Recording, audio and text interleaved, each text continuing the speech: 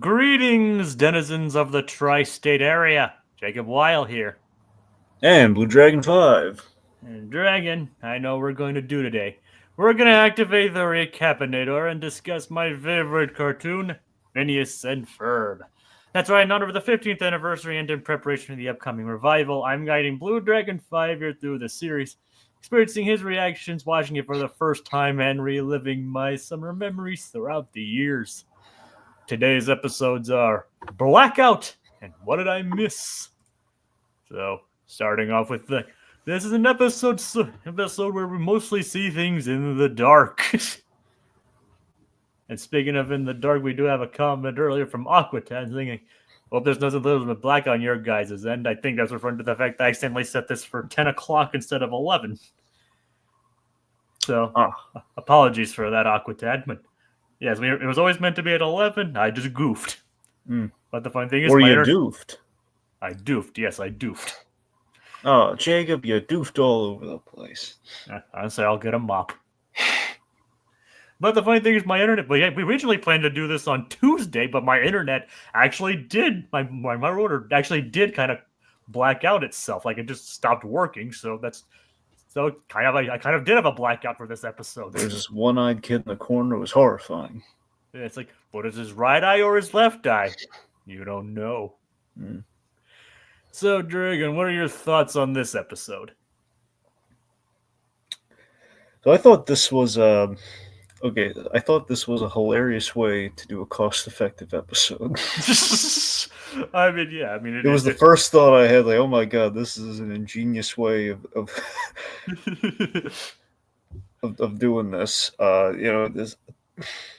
It basically, what this episode really much reminds me of? It's a hilarious way to do a cost-effective episode that also, it's also a lot like Sounds Dangerous with Drew Carey. The attraction was in, was in Hollywood Studios. Yeah. So those are the two things that came to mind with this episode. So I thought it was a lot of fun. Yep, and it's basically the classic. It's also a reference to the classic gags. You always see whenever the lights go out in a cartoon, you always see the character's eyes. Mm-hmm. But the gag is what if the entire episode is built around that fact? Yeah.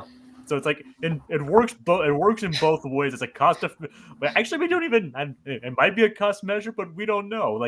We don't know how complicated it is actually just animating characters' eyes. Well, they had a whole episode last time talking about Dan and literally our gag with Dan and Swampy. It's from when they were trying to save money. Yep.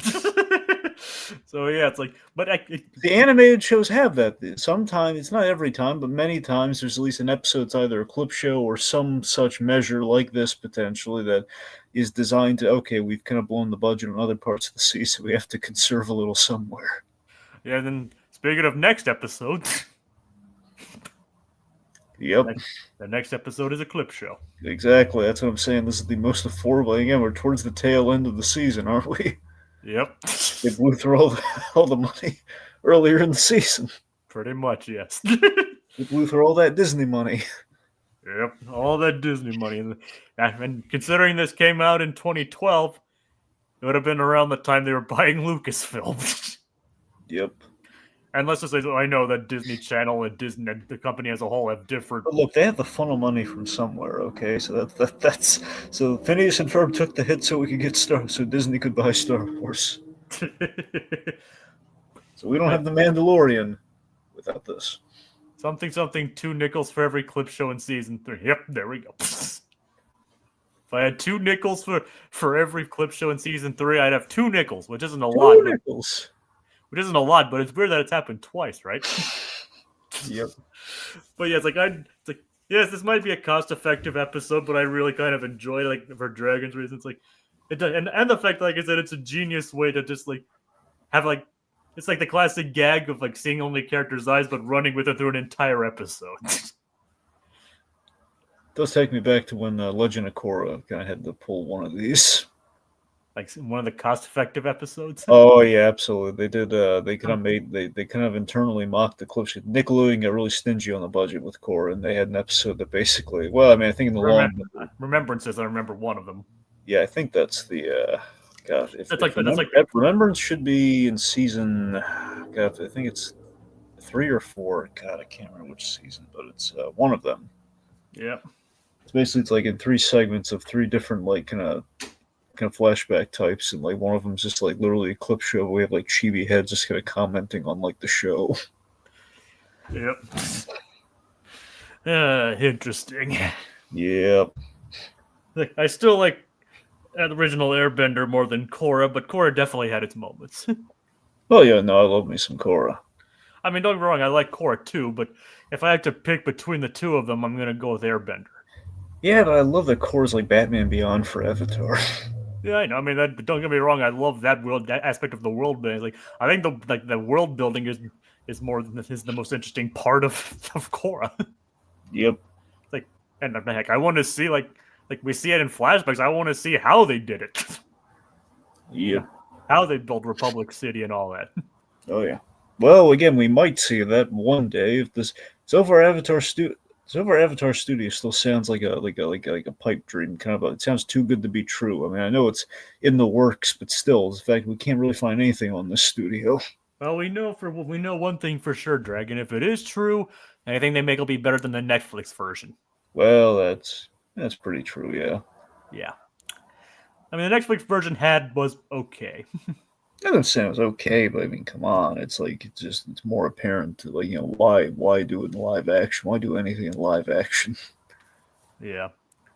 Real life's boring. That's why we have movies and television. Yes. Yes, we do. Yep. Anyway, It's like so, Dragon. The episode begins where Perry is already at Doofenshmirtz Evil Incorporated. because we actually see this part of the episode. Yes. It's like where he's been captured by Dr. Doofenshmirtz in his most sophisticated trap ever. The unescapable trap, and we demonstrate this with we see. Like, I couldn't get that guy out. So this is great, and of course, instantly I was thinking it was Great reboot time.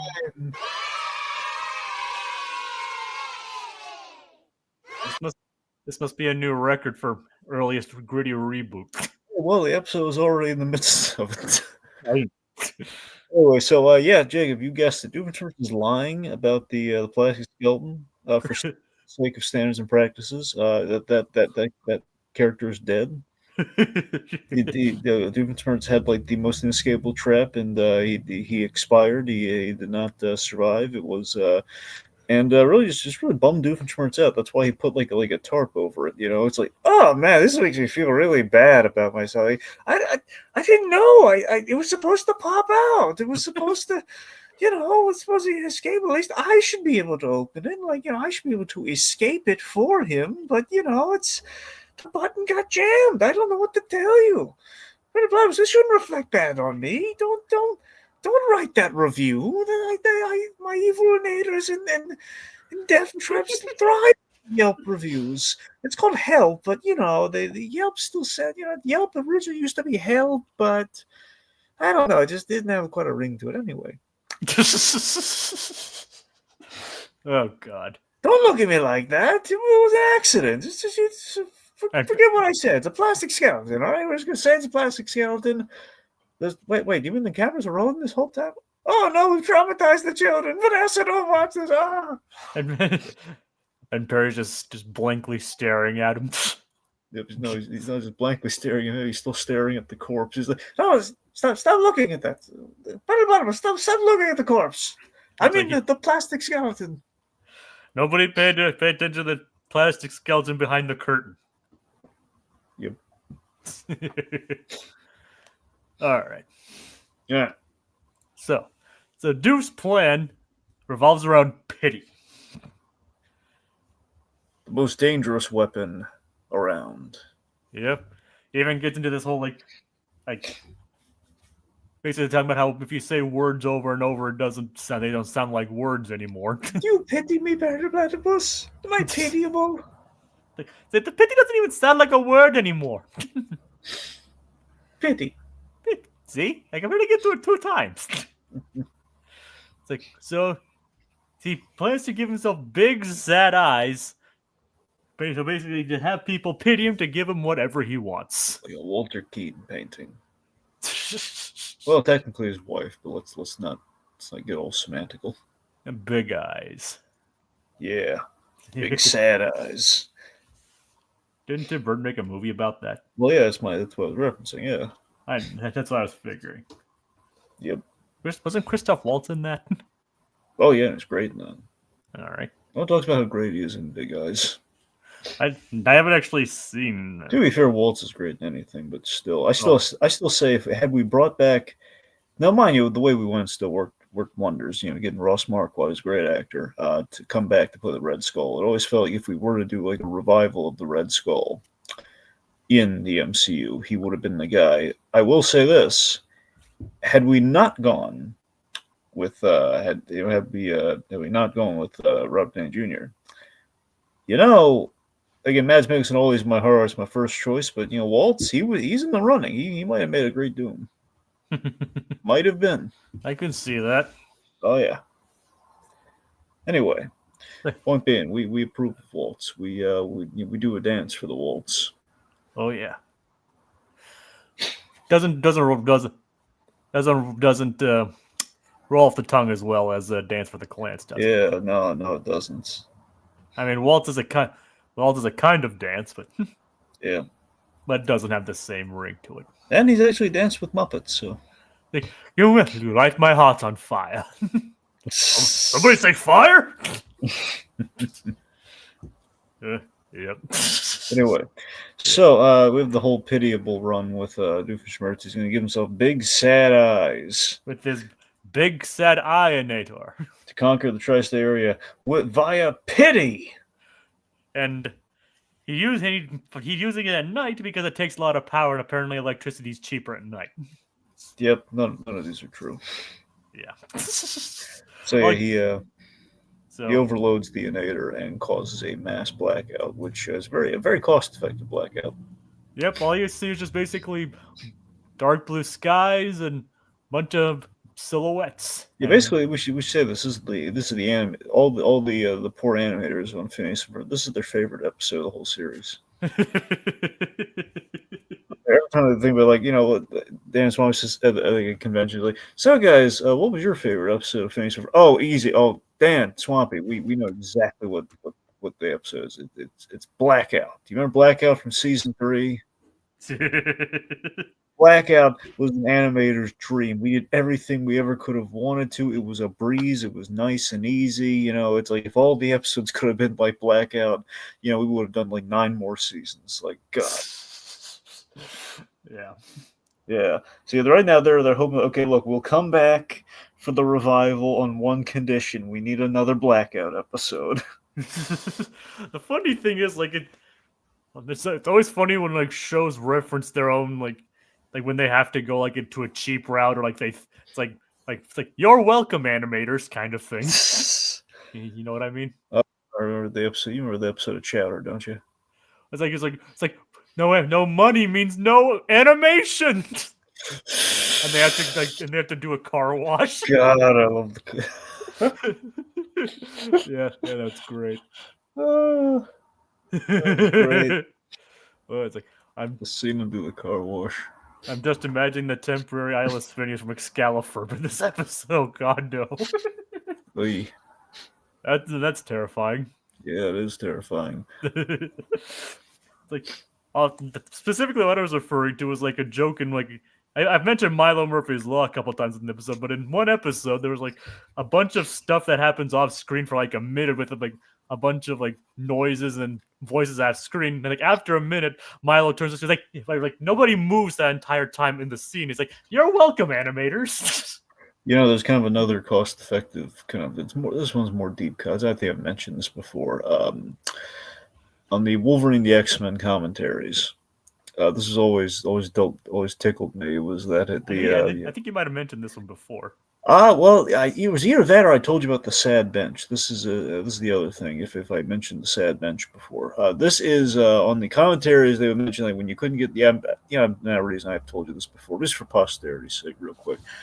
On the commentaries for Wolverine the X-Men, the creatives would mention that they would poke fun at the show. It's like, hey, Beast, do you have anything to say? Okay, no, okay. Kitty, anything to say? No, all right. None there. Just going to stand there in awe. Basically, calling out the fact that per budget, they can have the characters, the big team of the X-Men there. We can see them do stuff, but they can't always talk because we can't afford to pay the voice actors. So it'd be this running gag in the commentaries that they would, they would kind of make fun of this, and also it's like say, "Hey, you want to say anything? No, okay." Yeah. You have told that story before. Yes, I have. I don't know, but I don't know anything about the sad bench, but yeah, basically in the Wolverine and the X-Men, there's this running gag where everyone kind of like when they're sad, there's this bench that's right on like the cliffside of the mansion. It's basically the bench where everyone goes to be sad. That was just kind of the running gag in the commentaries. They would just call it the bench of sadness, essentially. Where that's where everyone. If they really got rid of that bench, the show would be a lot happier. So every time something bad happens, they would sit contemplatively on the bench, or they go stand by the bench. It's like the bench is just where all the sad stuff happens. It's like I'm not sad; I'm just disappointed. It's imagine all the emotional beats of Forrest Gump concentrated to the bench. With the bus bench. Essentially, it's the bus bench. It's the bus bench of depression. That's hilarious. Well, maybe not hilarious, but you know what I mean. Yep. Every day Tiki takes the bus, he's sitting on that bench. I take the bus too, but there's really rarely any benches where I have to Well, get is it a sad bench? No, it's just a regular bench. See, there's a regular bench. Sometimes it's just really cold because it's a metal bench. Well, it's a cold and distant bench, but it's not sad. It's just, It's an indifferent bench. There you go. It's a bench on the precipice of divorce, maybe, but it gets its job done. It's a separate bench. It gets the job done. It provides housing. Yeah. Okay. So anyway, so let's see. So this is great for the brief bits of the episode we can see. Linda and Lawrence, they got a date night going on. Yep. Candace, Phineas, and Ferb are basically just chilling at home while they have a date night. I love how dapper, they look. I tell you, man, I love these two as a couple. Just, Lawrence is kind of you kind of know the dynamic there. Lawrence is like picking up on all of Linda's sarcasm. And he has the white suit and slicked back hair. Yeah, it looks good. Look at Lawrence. Lawrence looks like $1 million, and Linda, oh my God, Linda, she's a vision. Look at her. The blue dress, the pearl necklace. Yeah. I just hope they're not going to the movies. Yeah, but I'm not sure. Yeah. I hope not. So now a lot of people can pull off a white suit. Nope. But Lawrence, he does. That he does. Oh yeah. It's like so. If you were a large crime boss, you could pull off a white suit. You look great. You have kind of a bowling themed name, but you'd look great. Oh yeah. Is the Kingpin actually British? You have to make the Kingpin British though. Put on a couple 100 pounds, but also, well, technically one of the Kingpins was British. Which one? John Rhys Davies. When was he? Okay, he was technically okay, fine. He was the Kingpin, but it wasn't. They named him. I forget if they might have named him Fisk. I gotta double check. In the Incredible Hulk Daredevil TV movie crossover, they had Kingpin in there, which is played by John Rhys Davies. They didn't call him Kingpin, but they either went with Fisk or they just went with like something amorphous like that. But essentially, he was Daredevil's bad guy, and he was the Kingpin. Huh? I didn't know that. Yep. Yeah. What do you know? Also, it's where we get Daredevil's costume in the Daredevil TV show. John Rhys Davies just continues to amaze me. Yep, and I love that in the Daredevil TV show, we had one scene. Kingpin wasn't there, but he orchestrated the plot. We did have a bowling scene in the first season of Daredevil. Very memorably a bowling scene, but yeah, no Kingpin there, but he was involved. But Lawrence is a nice guy. I don't think he'd ever turn to crime. Yeah. So. Anyway, so the happy couple, they're going on the date, forgetting they have kids. Candace is in charge. Yep. Conditionally. Yep, and lights go out, big old blackout, animators are throwing a party, Yes! 3 cheers for Dad and Swami for letting us do this. Let's party, rat party all around. Yes! You see that? No? Great! Oh, God. Hey, animate an eye blink on me. It's fine. Just do it. Yeah? It's like does manage to get big sad eyes. It's like, oh, look at this pair of the plot twist. My eyes are this worked out perfectly. His eyes, because his eyes are like these big sad eyes that you like see in these cute characters and all that. He's got very big anime sad eyes. Which gets turned on its head later because like how that would actually look when you see it with the lights on. Because when the lights are out, it's like, oh, Sailor Moon got stood up by Tuxedo Mask, kind of the thing, you know? Yep. And then when you turn it on, it's like, oh God. It's like, oh my lord, oh God. Like, what's wrong with your eyes? It's like, I didn't take you for a Sailor Moon fan. No. My eyes! My eyes! He's not bald. Good thing nobody's bald though. Yep. I didn't take you for a Sailor Moon fan though. Yeah, my friend. I have a friend who's a ride or die Sailor Moon fan, and you know, we've interviewed some Sailor Moon alumni, so that's the thing. So I'm very adjacently. I know very little about Sailor Moon aside. Okay, they're all named after planets, and there's a cool looking guy named Tuxedo Mask. That's pretty much all I know.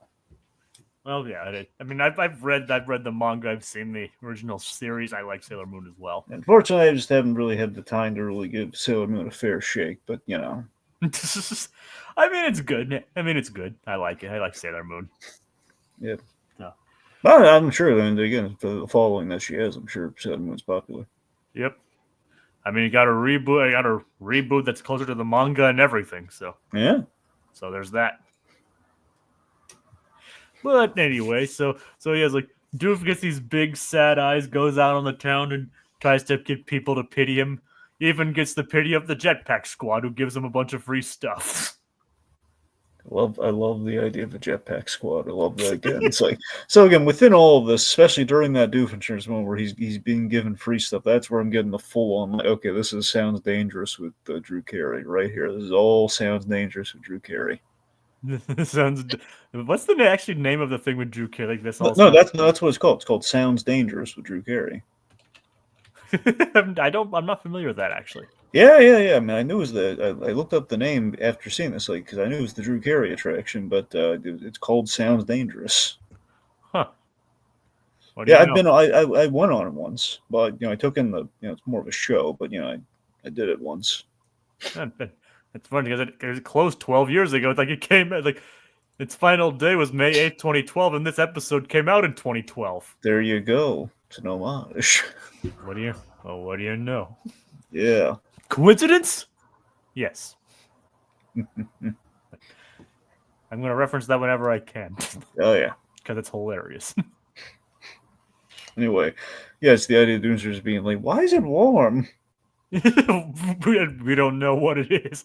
Is this a wig? No. When the jetpacks go, we see a little bit of light, and they're all blasting off. This is fantastic. It's like, yeah, apparently there's a jetpack squad we don't know about. It's like, why is there a jetpack squad? Who knows? Who cares? Yep. It's like, I even got the jetpack squad. It's like, so that prompts him to try and go to City Hall to convince Roger to make him mayor. Remember, you can't fight City Hall. But maybe you can pity them. Maybe you can make them pity you. True. But meanwhile, the kids are taking advantage of the blackout by making this thing. Okay, in all fairness, Candace is absolutely right in busting these boys over this one for a change. Like they're doing a incredibly dangerous thing in the dark. One could say, Jacob, it sounds dangerous. Hey. No, but seriously, this is ridiculously dangerous what they're doing. We don't even know what they're building, and they don't reveal what they're building. But it seems like, yeah, this is where we get into the whole Phineas devious mind. This coned youth. Just the idea that again, Candace drops her phone into a wood chipper in the dark. One Why a wood chipper in the dark? Which she could have actually tripped into herself. Yes, and it would have been another instance of gritty reboot time. You want to do another gritty reboot time? I mean, do you want to? I mean, I'm fine with it. I'm fine with doing one if you want to. I mean, if you think it'd be fun, let's do it. All right, so it's gritty reboot time once again. All right, so it's like Candace trips, still holding on to the phone, and you just hear this blood-curdling scream, and then it's basically, again, for censorship, this is actually cleared to go in the air. We don't see anything, but we hear a Blumhouse horror movie going on. Yeah, that or the ending of Fargo. True. Well, yeah, I guess, too, if you want to just end the episode early, but yeah. Just the idea of just like either dismemberment or just Candace goes and it's just the panic of like, oh no, basically it's body disposal for the rest of the episode. Unless we see the more gritty reboots we get, according to Aqua. Oh yeah, this episode just leaves so much to the imagination. Imagination. Yeah. But that's the thing. So it's basically like a psychodrama or like kind of like a crime drama, essentially in the dark. Where it's like, oh no, Phineas, Isabella, shut up. Okay, we're. Speaking of which, like, what did you think of like when Phineas thought Buford's voice was Isabella's? I thought that was so funny. Where just Buford shows up. What you doing? He's like, Isabella, you sound horrible. It's like, have you not heard Buford's voice for the entire summer, Phineas? He's very oblivious. Phineas. It's like, and apparently Buford gets his voice by screaming in the closet for hours at a time. Yep. Is that relatable, or what do you think?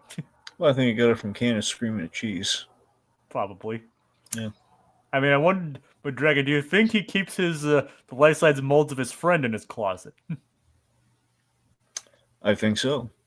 So he's in a closet surrounded by life-size molds of his friends, screaming. Well, he's screaming all the things he wanted to say during the day to them. Like, Algie, why are you always ruining my fun? You're my nerd. You're supposed to have my back. And you, and me, Jacob. Oh, God. Why don't you treat your brother nicer? Your half-brother nicer. Like, wait. I know he's not Dietrich Bader, but beggars can't be choosers. Unfortunately, we never see Dietrich Bader for the rest of this show. Wait. We don't see I don't think we see Albert again for the rest of the series. Is it a budgetary thing? Is he there, but the lights are out? I don't think so, but he does. He hasn't. Remember, Dragon, we haven't seen him at all this season. Egad, you're right. What did you do? But to be fair, they did bring Dietrich Bader as a more prominent character in Milo Murphy's Law. How prominent? Like he plays Milo's dad. All right, so he's in a lot. Yeah, he's in there a fair amount. Yeah. Okay, you lucked out then, Swampy. You lucked out. That's like, I won't have Dietrich Bader starve. Not on my watch. He's a growing boy. Like, we do see him apparently in like one future episode in season 4, but that's about it. Okay. I don't even remember. It's like, because it's listing him as like not listing him as a non-speaking, so he might actually be have a speaking part in that one. But outside of that, that's like the last we see of Dietrich of him in there. I can't believe it. Your animated counterpart killed your brother. Like, we do see more of Irving though, animated me though. See, he's had to have more screen time, didn't you? Yes, I did, Dragon. I had to insert myself into the show. Your own brother, your own preferred brother. I'm curious what Buford's voice sounds like without the rasp. Probably not as interesting. I know. I wonder. I don't know what Bobby Gaylor sounds like usually. So that's something you should look into. Like I think he recently. I mean, for a while it was unknown. Well, at least outside of that, but he did actually release I think he started doing like YouTube or something recently, so I might have to look into that. Yeah. But anyway, so yeah, like Candace gets stuck in the wood chipper, horribly disfiguring herself. Phineas doesn't care. So it's either de-limbed or complete goner. If it's a goner, it's a body disposal plot. Otherwise, it's like it's like freaking out. Or how bad is it? Well, we don't know, Candace. We can't see. Oh, what do you mean you can't see? I'm trying to. It feels like I'm moving my arm. Ferb's going. Well, that actually might be phantom pains, Candace. It's like, oh god, Stacy! Candace, your phone got chopped up with your arm. Ah! How will Jeremy ever love me now? Well, maybe if we keep the lights off, you'll never know. Oh God. Ah! That's just mean.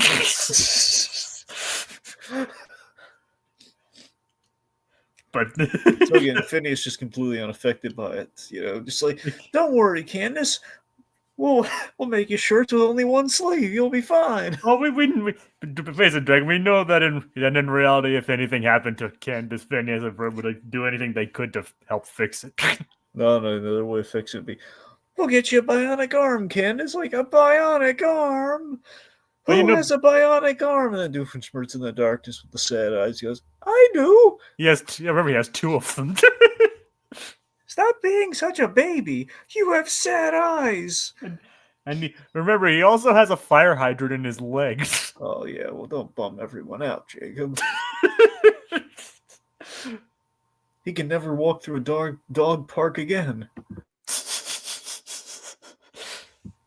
I mean, Dragon, you imagine the pain of having a fire hydrant in your leg? Not if I want to sleep at night, Jacob. All right.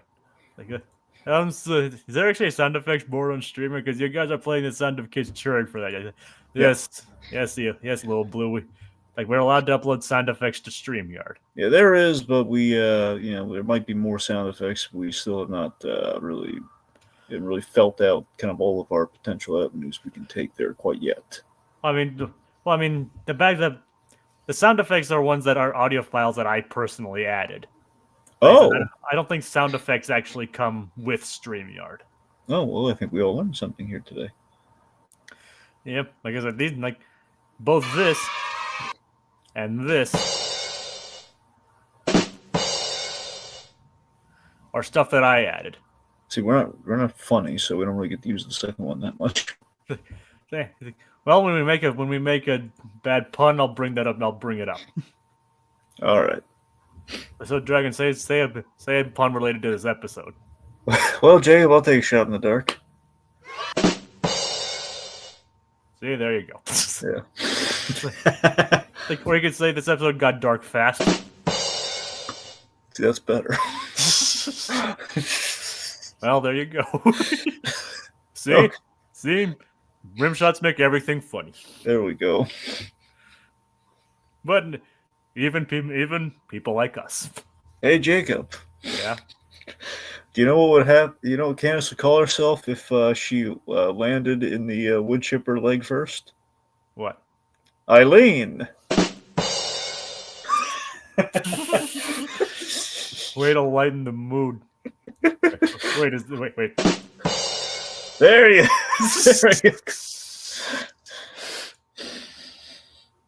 All right, enough of that. All right. We don't want to break it. If we play it too much, then it'll no longer be funny. Yep. That's why we save it for special occasions, or if we're trying to hammer home a point, like we are now. Yeah.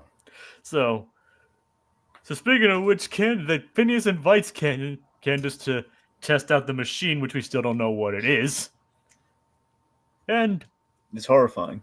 Yeah, she goes during this, basically this chaotic song where pretty much everything goes very, very wrong.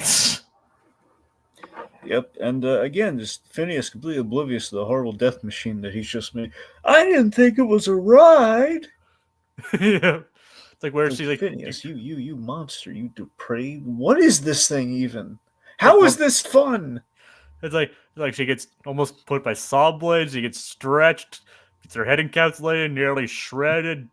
She goes through a ringer into mud. vases separate. Like it's nuts. See, the fact that that's fun to Phineas just shows you that Well, there's he didn't something say it was off. fun. He didn't say it was like necessarily fun. He's like, I never thought of using it as a ride. He's thinking of that like, oh, that's an inventive way of using. He's thinking this is now fun. If it wasn't fun, why did he build it? Huh? it's like, well, the question is like, what is its intended purpose? Torture. He's built a torture device. Yeah, Pure and simple. He finds that fun. He finds that, well, we're in utter darkness. Let's hurt people. Let's like hurt them badly. and like I got dark fast. What did you think I was gonna put in the rim shot there? Yeah, kind of. Well, there you go. Well, I subverted your expectations, didn't I? Yes. Yes, you did. See, I'm keeping it fresh. Uh, Anyway, so yeah, Phineas and Candace basically goes through the rigor in this and accidentally swallows the mouth guard. So that which would not be fun at all. no. So he inadvertently created a torture device and tested it on his own sister. Yep. He's a monster. He's a Frankenstein. Yep. It's like like people say Frankenstein is the monster, but the monster's not named Frankenstein, but you could say that Frankenstein was the monster. There you go. Yes, that's the thing that everybody knows about Frankenstein. Literally everybody knows about that. So Yep. anyway. So what is this thing? We have no idea. Not a clue. But apparently it's something, all right. It sounds dangerous. It sounds dangerous. Yeah. Unfortunately, they never got Drew Carey in this show either. Of all the episodes they could have gotten Drew Carey for, even as like a jetpack guy, they couldn't just just one gig. Like, speaking of Frankenstein, you guys are aware of the first ever Frankenstein movie that came out. If you're talking about the Edison one, yes, I'm aware of it. Have you heard of that one, Dragon? I'm sure the which one? The Edison Frankenstein. No. All right. Oh yeah, like it's a 12-minute one that's Little Blue is mentioning. It's like it was made by Thomas Edison. As part of the silent film era. Okay. Obviously not as famous as the Universal version, No. which we talked about previously on Haunted Holiday Hijinks. Well, you and Tiki did. I wasn't part of it. Yep. But anyway. So Linda and Lauren stuck in traffic trying to get... And then they eventually make it home. Like, Kay's like, why do we even have this fence anyway? And apparently the invention is gone. Because some guys with a jetpack came and took it. Guys in jetpacks came and took it away. Of course, with everything illuminated, we see the horrible eyes that Doofenshmirtz has. And the fact that they could have solved the entire blackout just by flipping a red switch.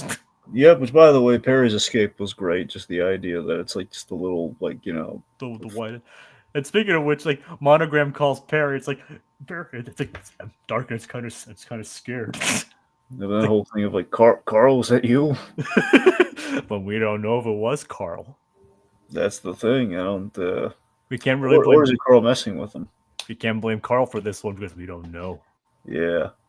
But does that make it less terrifying or more terrifying? It makes it more terrifying. We don't know if it's Carl. I mean, the thing is, would it be more terrifying if it was Carl? No. Yeah, you're right. It would. But we know Carl likes to mess with Monogram sometimes. Just be Carl just dropping things. Like Carl, stop. Like, well, you know what he would say, right? What would he say? Dang it, Carl. Dang it, Carl. This time it actually was a different Carl. So, Dragon, what are your thoughts on this one? Okay, so Carl in the dark, at his most effective, would be Carl Foutley. What makes you say that one? I mean, he can be a devious prankster. He thrives in the dark. Carl Foutley. All right, that makes sense.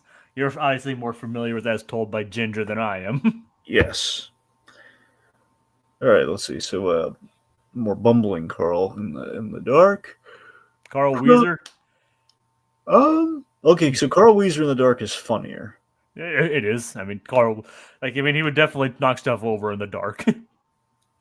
Yes, yeah. Here's the thing: Carl Weezer could be a Drew Carey. Absolutely could be a Drew Carey. Oh, sorry, Jimmy. Oh God. Yep. Okay. And what do you think Beaumont would fit into this, or he'd be more careful in the dark? Yeah, he would be more careful in the dark. Yeah. He would sound terrifying in the dark. Well, yeah, Stacy Keach would always sound terrifying in the dark. Yep. Johnny Bravo wouldn't even be visible in the dark. It's like, hey, what happened to the lights? Nobody can see my pretty face. You totally say that. like, that reminds me of Johnny. No, here's the thing: the Carl from Johnny Bravo would be like, Johnny, I can't see you. What are your cartoon eyes in the dark? Well, I'm wearing right here. I'm wearing I can't see you. You're wearing sunglasses. Well, I can't be seen without my sunglasses. Well, you can't be seen, Johnny. Exactly. It's like, I mean, it's explicitly brought up in the Bravo Doobie Doo episode, right? Yeah, no, I recall. It's like where Van was like, I can't see without my glasses. I can't be seen without my glasses. Yeah. Momentarily swat. The best look we ever get at Johnny Bravo's eyes, by the way, is when he puts on Velma's glasses. And it's like, you didn't see anything. I've seen a lot of several Johnny Bravo impersonators. It's kind of making a comeback on TikTok. I think. As he should. We love Johnny. But here's the goal: get enough buzz going about Johnny Bravo that he gets a proper release, because we've only proper home video release, because we've had the first season, which is great. And look, at the end of the day, the first season is that's the full on Van Partible. Yeah, I know. I keep wanting to say Parsible, but I know there's no S. Partible. It's a full-on Van Partible, season, but it feels very classic. It's where you a lot of the Butch Hartman, Seth MacFarlane kind of era kind of stuff in there, which is just gold. And it's nice that MacFarlane and Hartman are still friends to this day. Yeah, it's great. Anyway, so the first season has that, so at least we're covered in at least some regard there. But it's still you don't have the Christmas special on DVD. You don't have all Carl and Pop and all the guys with the other 3 seasons. Is it on Max? No. Seriously? Dang it, Zaslav. Yeah, Zaslav again. I did find something out that's still a bummer, but I've been rewatching through Ed and Eddie. Yeah. And I made a discovery. It's still, honestly, it sucks on both fronts. I'm going to tell you. Yeah. So apparently, what Max did to Ed and Eddie is not. It's still bad and still complaint worthy, but apparently even the DVD release does the same thing. The specials and the movie, not on the DVD set and not on Max, which is ridiculous, right? Yeah. Because that's the thing, the DVD set, 66 episodes in total. If you count the movie, 70. That's nuts. You have essentially the 6, 7, 8, 6. Yeah, you have the 3 holiday specials and the movie. Not to mention, Johnny Bravo is where Seth and Adam West worked together before West would become a staple of Family Guy. Mm-hmm. Yep. Anyway, speaking of as I was kind of bringing up with the earlier ones, it kind of struck me because I actually saw while I was on vacation this one Johnny Bravo in person. I was scrolling on the internet to actually see it in person, but Johnny going through the airport. Oh, I saw that guy. I saw that clip. It's did you have any firearms? Nope, but I have these guns. You saw that one? Yeah, I saw that one. Yeah, wasn't that great? Yeah, it was great. Oh yeah, that guy nailed Johnny Bravo. He did. He had the big hair and everything. It was great. Oh yeah. I wish I knew who that guy was, because I would totally shout him out. But yep. But yeah, look, if you can find that, definitely look. We can call him though. We can call him good looking. Well, that is he nailed Johnny Bravo's essence. Yes. Anyway, so where were we in the action? Yeah. So yeah. All right. So Doofenshmirtz's plot did not go well, and we dropped something really heavy on him. Yeah, it's he tries to get Roger to pity him. He's so you want me to hand him the mirror because of your big eyes? And we see like the veins, the eyes are like instead of like being all like shiny and pitiable, it's like big, bulbous, and full of veins. Yeah. That was great. And then they drop Phineas and Ferb's invention on him, whatever it is. And he also swallows his mouth guard. Yep. And Let's Up Johnny Bravo shows up up here in Crisis on Infinite Mirths from Jellystone. Yeah, that is possible. I haven't seen Jellystone Dragon, have you? Yeah, I swear to I can't. At some point I would like to, but I have not. I've heard good things. I mean, I know. I mean, don't get me wrong. I mean, CH Greenblatt's behind it, so I can imagine it has like some level of quality. Greenblatt is top shelf thing. I like that. I like Greenblatt. Like Greenblatt, like early SpongeBob. He did Chowder and Harvey Beaks. Yeah. Well, wait, isn't that what it was called? I don't. Well, if I know there's a show called Harvey Beaks. I'm trying to remember if that was his or not, though. I think it was him. I guess. I mean, I don't want doubting it, but I think that was him. Yep, it was C.H. Greenblatt. Well, there you go. Unfortunately, it didn't last. That one didn't last as long. But now, the point being, Jellystone does look good. And of course, he also did a lot for. I think he also did quite a bit for Billy and Mandy too, right? Yes. And of course, he voiced Fred Burger. Most memorably, yes. Oh, for Halloween, I DVR'd and I watched the Underfist special. Oh, nice. Underrated. Yep. Who doesn't love Jeff the Spider? God, I love Jeff the Spider. Did Maxwell Adams voice Jeff the Spider? I believe so, yeah.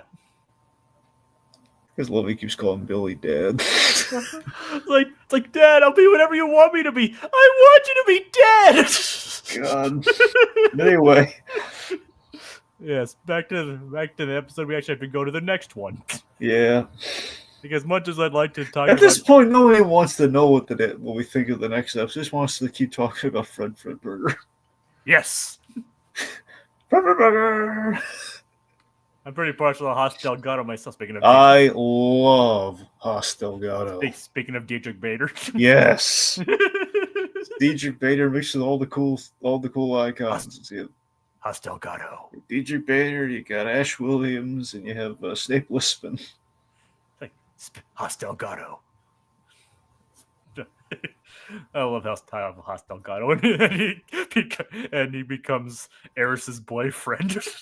His introduction was the coolest thing ever on Billy and Mandy. He had like cool music when he was going up against Grimm, and then just like when he learned like, wait, so he's your best friend, like a little hamster on the wheel, just stopped.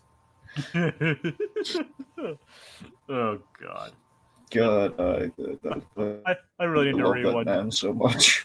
I need to rewatch Billy and Mandy and Evil Con Carne. Yes, you do. Oh, especially I love Great Wells and Evil Con Carne. Yeah. All right. Anyway, so the Maxwell Adams Appreciation Hour is done. Next episode is What Did I Miss? Well, we're talking about Billy and Mandy a lot. No, okay. So, what did I miss? What was Jacob? It's like, well, so Dragon, what are your thoughts? Like, turns out the boys domesticate some squirrels, and Doofenshmirtz also did something. Well, they're playing structure nicely here. This was a fun one. Again, another kind of cost-effective flashbacky episode, but not truly because they're creating new stuff. So, but the conceit's still kind of fun. Yeah, but there's really nothing too extravagant. It's like a lot of it's like telling what they did, and obviously probably reusing the backyard prop asset as much as possible. Yeah, basically, they're cutting down like a third of the story. Usually, there's like 3 plots. So basically, Candace plot is the most affordable plot here. Yeah. Just sitting around, and Linda they don't have to like drag Linda from somewhere. Just hey, Mom, come in the backyard. Okay, just. And they also don't have to like design anything too extravagant. They're just domesticating squirrels. There you go. Yeah. Yep. So yeah, this is also a pretty fun episode. It's like nothing like too like out there or anything like. I mean, you know what I mean. It's like not like high tier, nor is it like mid tier. It's like middle, not above middle tier, but not exactly high tier. If that makes sense. Okay, real quick, and we don't want to go on a big tangent here, but it's real quick. Yeah. Little Blue says, I understand the look and style to the characters from Jellystone, but I'm sorry I'm really attached to the traditional look and design to the Hanna-Barbera characters. I want to weigh in on that briefly, just in the sense of, I understand exactly where you're coming from. That's why, honestly, that's a hesitation why I haven't gotten the Jellystone yet. But honestly, it's just, we're at a point now, when Jellystone, I first saw Jellystone, that's what I was thinking. But we're just at a point right now where we desperately need Hanna-Barbera in any way, shape, or form. So if that brings it back, even just like for like hey, remember this? You mean outside of like all the constant Scooby Doo? Exactly. Scooby Doo being the exception. Scooby Doo's never gonna die. Scooby Doo's, it's always gonna be. He's always gonna be around. Not as Sam and Dean have anything to say about it. Exactly. They'll take a bullet for that dog. Exactly. But that's the thing. Aside from Scooby Doo being the obvious exception, there, it's like, yeah, we love those characters. Makes me wonder, like, what did Greenblatt do right by him? That's kind of what I'm curious about. Anyway, well, I do my Bears thing recently. I'm sorry. Yeah. Unfortunately, I haven't done that. Didn't watch an episode recently, but I'll start dipping into Jellystone as well soon. I guess. Well, again, priorities first, but yes. Hanna-Barbera's legacy and characters should never die. There you go. All right, so Scooby-Doo's keeping them afloat, so I think they'll be fine. Yeah. So Ferb and Perry returned from debate camp, and apparently they went better than expected because this one kid went up against both of them and lost. So that's his opponent. His whole worldview, changed by the British kid and the platypus. So the kid wasn't very good at debating anyway, since he lost to a platypus. That's the thing. So either he's had his whole worldview changed, or maybe he just stinks. He's like, yeah, I'm gonna go with he just stinks. Because you don't lose how do you lose a debate to something that doesn't even speak? I mean, Ferb I can kind of understand because less is more and all that. Well, there's that one time where I think it was I think Peregrine almost lost I think was it Peregrine almost lost 5 rounds, had that coin flip to what was lost instant the quickest win and victory would have had. I think so, yeah. So that's what I'm saying. That's kind of there's a Perry debate right there. It's like if he had just taken the coins and he would have won. Yeah. And then there was Tegan. She came up and won because of the coin flips were in her favor. There you go. So I think that it was Tegan and Peregrine. Yeah. It was. I think it was during the Marvel debate when it was Deadpool was the headliner. Right. I still watch bits of that debate to this day. Yeah. I was like, yeah, because it's just so hilarious that this Tegan barely won, and she barely got any points, and she's herself, and she still won. See, there you go. There's your, it's literally to a Perry too. Yep. but this time the Perry lost. That's the thing. So we're gonna swap that element of it, but yeah. The lesson being, don't debate Ferb. Yeah. Ferb is like I said, Ferb, I can understand him losing to Ferb because that makes sense. Ferb can just speak a few words and he can instantly just win anything. Yep. Even the hearts of older women. Yes. But Perry, I guess Perry could just go, and they're like, yeah, it's like you make a good point over there. My worldview's changed, man. Though to be fair, D. Bradley Baker is that convincing. Yep. It's a shame he didn't do much though. Well, he's a platypus, Jacob. He doesn't really do. I know, but like I said, you think he could have gone places. You think he could have used his voice in some kind of Star Wars thing or something. I mean, he has a very versatile voice. You'd think they'd put him in Star Wars or something. Jacob, don't get the poor guy's hopes up. All right, he found his niche. He's only so much he's going to be able to do.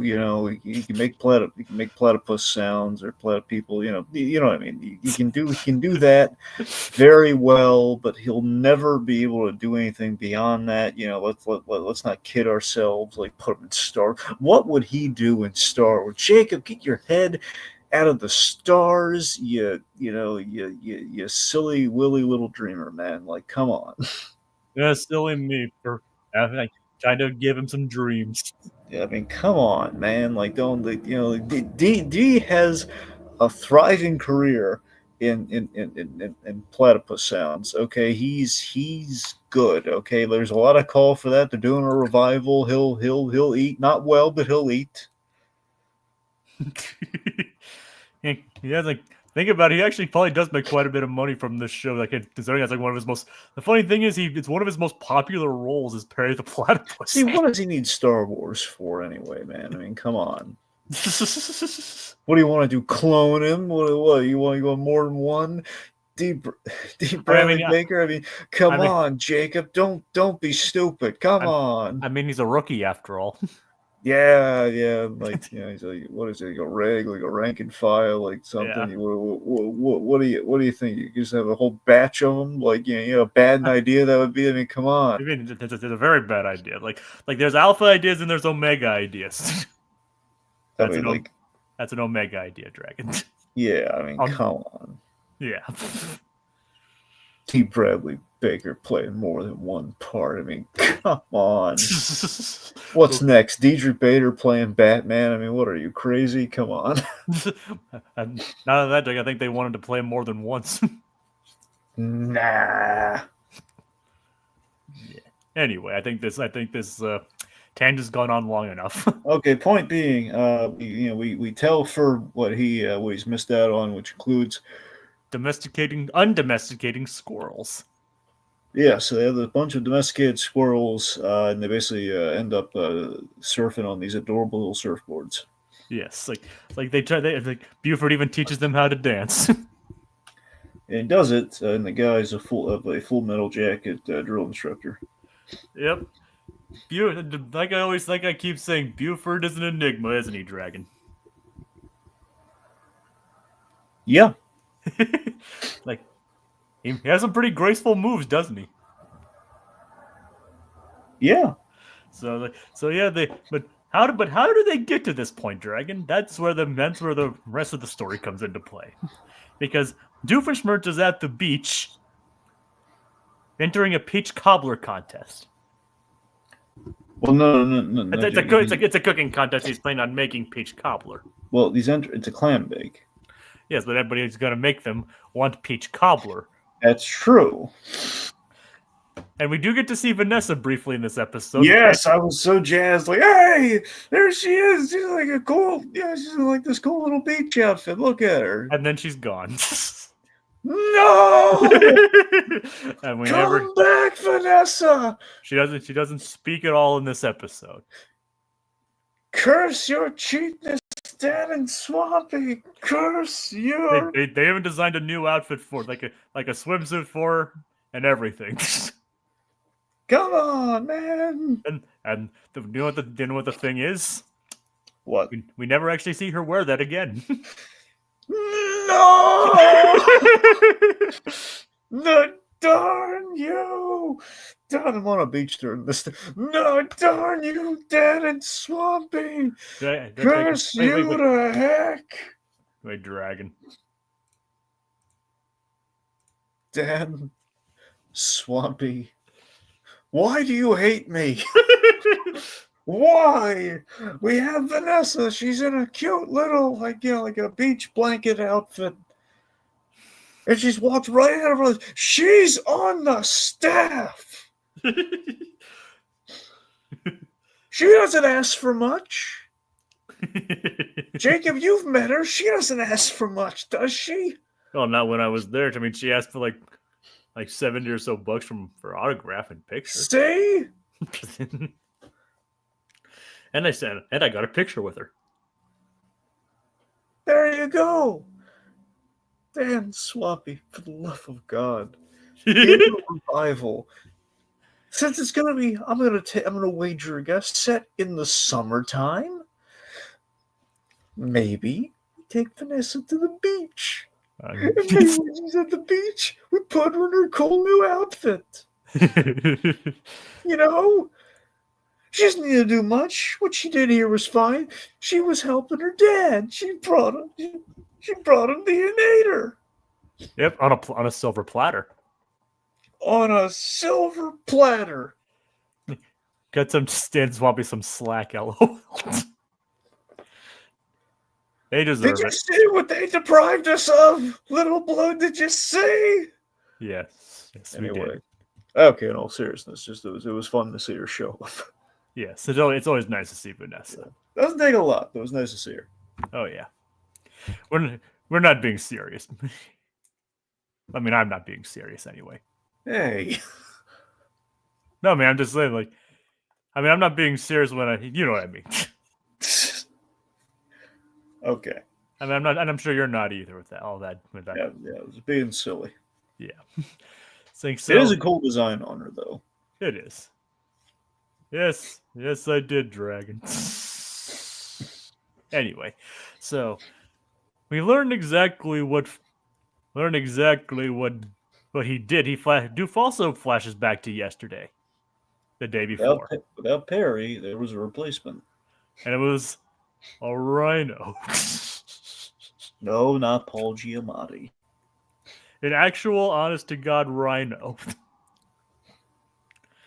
And I love like how he traps the rhino is just like a little dinky like little hook on that he like claps onto the leg. But he explains Dragon, what was his original plan? Well, so the original. Well, I know what the dumb new plan is. Well, his original plan, for some reason, involved like the packaged pantyhose used to come in and domesticated squirrels. Right. That's like he mentioned like parts of the plan. I didn't really say what the plan was, Jake. We just said there's gonna be domesticated squirrels, and I let them go. And like because he came up with a new idea with the Recap-inator, which of course is named after one of the writers of the show, Leaky Theophilopoulos, who actually wrote this episode. So make of that what you will. Yep. All because the original inator, the original plan was so involved. Yep, but he just came up with the idea of a leaky faucet. Of course, Durham was the rhino. By the way, the rhino was a callback. This is a fresh recruit from Africa. Yep. It's like Alka's already using the new blood. I'm just gonna throw a random Disney-related tangent here, okay? Yeah. Okay, it's very random. I'm gonna cut it off, but I'm just gonna throw it out there. Yeah. When Tarzan was dealing with rhinos in Legend of Tarzan, it was cool. It was. That is all. Okay. I think it was. We need to bring back Legend of Tarzan. Yes, Disney.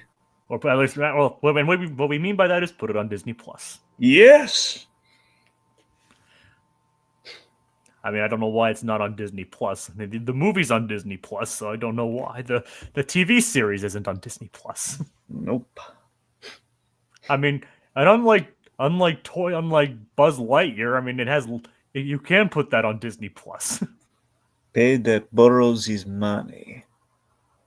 I mean, if they're allowed to have the movie on there, I don't see why they wouldn't be allowed to have the series on there. Yep. Unless it's like a continuous rights kind of thing. I don't know. If it isn't, Disney, pay that man his money. God knows you have enough. Yeah. So anyway, look at all that Deadpool and Wolverine revenue. Just throw a little at it. I can finally watch the intro on YouTube without having to find a grainy version of it. Mm-hmm. Yay! It's like so yeah. So what exactly is he planning on using the leaky faucetinator for? To drip it on his brother Roger. For his Everyone's a Winner beauty contest. Yep, which again is a really stupid idea. Yeah, but apparently it works well for Roger, and works out for someone else too, as we find out later. Yes. Also, the rhinos like get into the coffee grounds and everything during this. It's like I miss Perry the Platypus, which is just nice. Perry, I mean, Doof misses his work buddy. So we have like the Squirrel Boot Camp song and everything, which is cute. Yep. Like Linda is ultimately proud of her boys. Proud of her boys. Yes, she's proud of her boys. Was that an intentional reference, Dragon? Yes. Yes, it was. All right. Respect. Yes, she's proud of her boys for teaching the squirrels to surf and kind of like helping them out. And I guess there's no bustable offense here, so again, it's backfire on Candace yet again. It's like, and to be fair, it's like one of the at least compared to the previous, especially compared to the previous episode, this isn't really that bustable as like undomesticating squirrels. Really, is actually kind of a good thing. Exactly. They're teaching squirrels how to survive in the wild and also to surf. Yeah. So there you go. It's like so. Doof's plan is to drop. Is to drop a big drop of water onto the pageant. I mean, the funny and the nice thing and the interesting thing is it's during the swimsuit competition, which apparently is launching swimsuits out of like using the top to launch the bottoms. It's pretty funny. Yep. It is a swimsuit contest, isn't it? We know Vanessa would have won. Yes. It's like, well, I mean, it's like, do you think he would have shown favoritism to his niece? I guess. Well, maybe he'd have an object. Well, no, we had a panel of judges. He didn't have to make that call. Remember, he's just hosting it. He's awarding the thing, but he's not making the judgments. I guess you're right. He's the guy who's the weird guy who talks to the dog. He makes the decision. It's like dog. I'm talking to a dog. Talking to a dog. Obviously referencing American Idol there. Yep. There you go. Anyway, so the rhino basically just gives up. He walks off and he destabilizes the whole thing. Well, the thing is, Doof probably would have won if he just like, this is the part where you're supposed to thwart me. If he didn't say that, if he didn't pull Riddler, he'd be fine. Yep. It's like, do you think like a lot of times Riddler would just like defeat himself? Well, that's the thing. Like Riddler has a compulsion where he has to tell Batman like how to stop him, or like he has to give him the clues and everything. But again, he can't. He has to do that. So again, if he could stop himself from doing that, he'd be unbeatable. Like really, the only time I haven't seen him do that was kind of in in both versions of the Batman. Funnily enough. Yeah, pretty much. The animated The Batman and the live action The Batman. Yeah. Or is it where like The Batman, he was actually kind of a legitimate threat. Well, yeah, I'm not saying not a threat. I'm just saying that that's always his hubris. He always gives him clues to stop him. To be fair, he did that with the Bat, even in the movie The Batman, but it was too late to the party on that one. Yeah, but like I said, I even like Robert Englund's take on the Riddler. I know. I love Robert Englund's take on the Riddler. I love that episode where they're stuck in the shipping container together. Although I've said this before, but they would have gotten him to voice Jonathan Crane if they were allowed to use him. Absolutely. They absolutely would have. Yeah, they really. In hindsight, that would have been perfect. Because basically, Freddy Krueger is basically Scarecrow. And he's still alive, so there's still time. Well, yeah. And he'd be down for it. I always thought, like in live action, like it really good. Well, frankly, you could actually have Robert Englund play the Scarecrow in live action. Get on it, Matt Reeves. But aside from that, Jude Law is also my other Scarecrow pull. But seriously, somebody please get Robert Englund as Scarecrow. I know it's an obvious pull, but he'd be amazing. Yeah. Maybe that's just our fan casting talking, and who knows, maybe he wouldn't be as good as we think, but it's at least worth a shot. Mm-hmm. But either way, he still did great as the Riddler, that's all I'm saying. Yeah. Anyway. So because the Rhino, in Doof's attempt to just like, okay, he wants to get, Doof wants to get thwarted. Or maybe he just wants the hubris of like, being an attempted thwarting, but still winning anyway. Yep. So either way, the Rhino causes it to destabilize. The drop of water lands on the squirrels, and they surf away. And apparently and what happens is during the talent competition of everybody wins or whatever, Doof lands on top of the Rhino and like rides him like a bucking bronco. Impresses everyone, and he wins. I'm now King Pretty Princess, which is definitely a contradictory. Am I a pretty girl? You're beautiful. This is the way that mailman looks at him. Yeah. Oh god. It's like the funny thing is it's kind of unrelated, but it's still tangentially related to SpongeBob. And we mentioned Clancy Brown earlier, so that kind of also brings it back to that. But what I was thinking of earlier. What? What is today? But yesterday's tomorrow. Which makes sense if you think about it. Yeah. Especially in response to Squirrels like, why do it today, which you can put off till tomorrow? It's like, what is today? But yesterday's tomorrow. It's like I always think about that when I think about like procrastination. Procrastination. It's like, so I always think like if you can do it today, why not just do it today? Oh, okay. All right, I know, but I'm done. So Doof wins. So he's like, it got him like a compulsion to enter different contests. In this case, like winning a peach cobbler contest at the clam bake. And he even made the inator waterproof. But Dragon, what fatal flaw did he have with the peach cobbler inator? Well, it is not sandproof. And it's at the beach. Yeah, which is a huge design flaw. Yep. But he managed to get a shot out. And who did the beam hit, Dragon? Well, the beam ended up hitting Candace. Yep, it's like I want He wants justice. I want peach cobbler. Like, well, look, if we had just made peach cobbler. Peach cobbler. We heard you the first time, dear. So yeah, Candace gets what she wanted. She got peach cobbler. Have you ever had peach cobbler? No. Me neither. Do you like peaches? I mean, not particularly. I don't go out of my way, but I do like peaches. I like the flavor of peaches. I'm more of a peach guy than a pear guy. Yeah. What kind of? I mean, I know you like lime flavor, but I don't know how. But do you like any other kind? Do you actually like limes themselves? No. That's interesting how that works, isn't it? Yeah, I know, right? As I mean, like you can like flavors of something like artificially created flavors like strawberries and stuff like that, but not actually like the fruit themselves. It's amazing how that works, isn't it? But I'm going to stop this here before I go off another food tangent. We're going to be here for another hour if that happens. Yeah, and we've already gone late enough as it is with this one. I mean, I'm having fun. Don't get me wrong, but I don't think the audience wants us to talk an hour about food. No. I mean, unless you guys really want us to.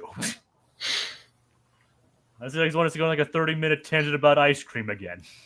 Anyway, so yeah, I think this is a strong pair of episodes. A lot of fun with both. And the last actual episode of the series, not the series, but the season, before we get to the clip show next week. I mean, the thing where the clip show does have an interesting premise to it, but it is still, a clip show. So, Dragon, any closing sentiments? No, I think we're good. All right. Thank you, Aquatad, Little Blue, and surprisingly, we didn't have Code Geass tonight, so there's that.